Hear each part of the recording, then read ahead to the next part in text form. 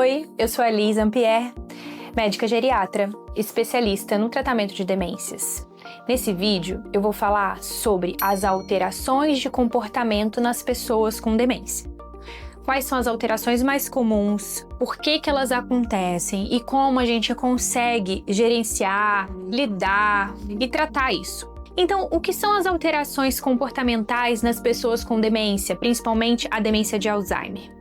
São mudanças na personalidade, na resposta que aquela pessoa normalmente faz ou traz, mudanças na forma como ela lida com os problemas que apresenta, mudanças na forma de agir que podem acontecer, às vezes subitamente, de uma hora para outra, ou às vezes num processo de dias, semanas e até meses. Por que essas mudanças de comportamento acontecem? Elas acontecem porque quando a pessoa ela apresenta um processo de demência, o cérebro dela para de funcionar como funcionava antes e ela tem perdas de algumas capacidades. As principais capacidades que são perdidas são a capacidade de memória, principalmente a de aprender novas memórias. Também a capacidade de atenção, de reter as informações, de prestar atenção no ambiente, também são comprometidas. Outra coisa que fica comprometida é a capacidade de se orientar, tanto no espaço que a pessoa está, quanto no tempo.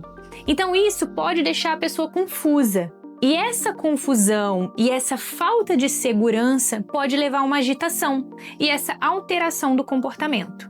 Coisas que são muito importantes da gente lembrar. Na maioria das vezes, quando uma pessoa está passando por uma investigação de demência ou por uma fase de início de diagnóstico, recém-diagnosticado, então a gente vê as pessoas com dificuldade de realizar coisas que antigamente ela realizava muito bem, como por exemplo, cuidar do próprio remédio, cuidar das próprias finanças, cozinhar, arrumar casa, lembrar das datas dos acontecimentos. Tudo isso fica mais difícil depois do diagnóstico de demência ou durante a sua investigação. E aí, às vezes, parece que aquela familiar, aquela pessoa que está com aquela alteração, faz de propósito, como se ela não estivesse prestando atenção em você. Então a gente precisa muito se lembrar sempre de que as perdas, elas são involuntárias. A pessoa realmente não está conseguindo reter aquelas informações. E tudo parece como se fosse a primeira vez.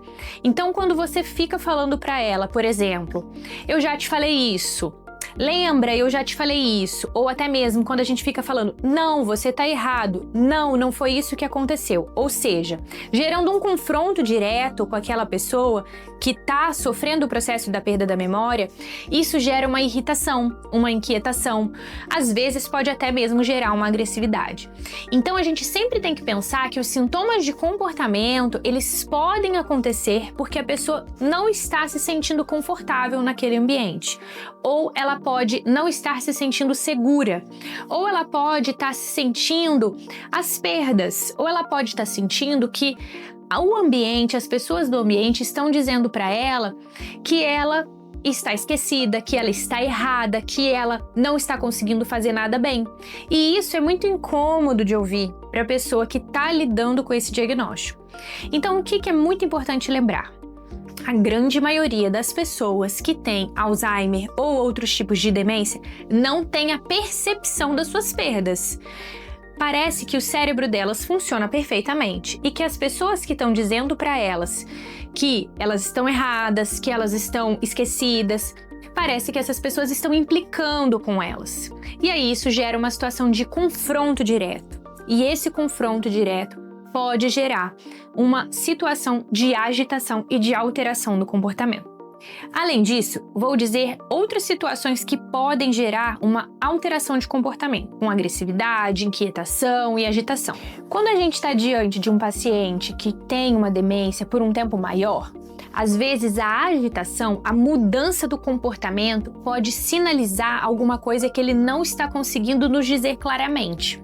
As coisas mais comuns são dor, incômodo no ambiente, se for um ambiente barulhento, se for um ambiente com pessoas que ele não convive muito, que ele não está se sentindo seguro, isso tudo pode se manifestar por meio de uma agitação.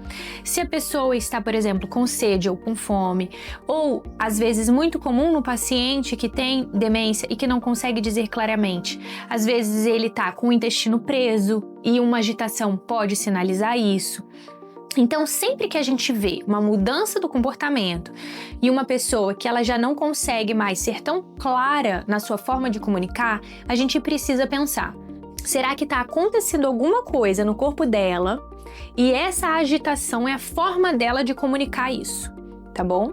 Então, como que a gente vai lidar com todas essas coisas que estão acontecendo? É muito importante a gente conversar de forma clara com a pessoa que tem a demência. Idealmente, olhando para ela, falando calmamente de frente para ela e, por mais difícil que seja, tentando não confrontar essa pessoa e tentando não dizer para ela que ela está esquecida, tentando evitar a palavra não, que deixa a pessoa irritada, ansiosa, e, quando precisar, concorda com ela naquele momento e depois volta a tocar naquele assunto de uma outra forma. Sempre averiguar se os sintomas de comportamento, a irritação, a inquietação, estão relacionados com alguma outra coisa. Como a gente falou, dor, às vezes a roupa está incomodando, às vezes o intestino não está funcionando, às vezes ela não está se sentindo segura nesse ambiente. Então, observar ao redor e garantir uma rotina segura, um ambiente seguro, um ambiente que ele conheça, que se sinta bem e uma rotina que ele goste, atividades que fazem sentido para ele. Então, isso tudo garante uma redução das alterações do comportamento. Quando não for possível, porque vai chegar essa fase também, a gente vai ajustando medicamentos, mudando, acrescentando, mas sempre lembrar, a base do tratamento, ela não é o remédio, ela é a mudança do ambiente, ela é a rotina, as atividades. Quando a gente tem um ambiente que a pessoa se sente segura, normalmente a gente consegue reduzir um pouco a quantidade de remédios que a gente precisa utilizar. Tá bom? Então, eu fico aberta para dúvidas, a gente pode conversar um pouco mais sobre isso e a gente se vê no próximo vídeo.